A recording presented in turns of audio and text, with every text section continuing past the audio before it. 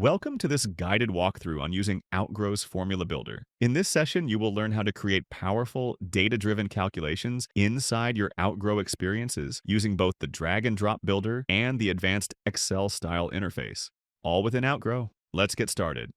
Begin by logging into your Outgrow account and opening the calculator where you want to perform advanced calculations. In the left side navigation, click Results, then select Create Formula. This will open the Formula Builder interface. Here, you can drag any question or variable into the workspace. Apply mathematical operations from the available list. This allows you to build simple calculations quickly without writing formulas manually. For more advanced logic, switch to the Excel-style formula editor. You will now see a spreadsheet-like grid where you can enter data directly into cells. Write formulas exactly as you do in Excel. Assign a specific cell as your output or result cell. If you already have an existing Excel file, you can simply click Upload Excel to import it. You can also use JSON as a data source. Paste your JSON feed URL into the provided field.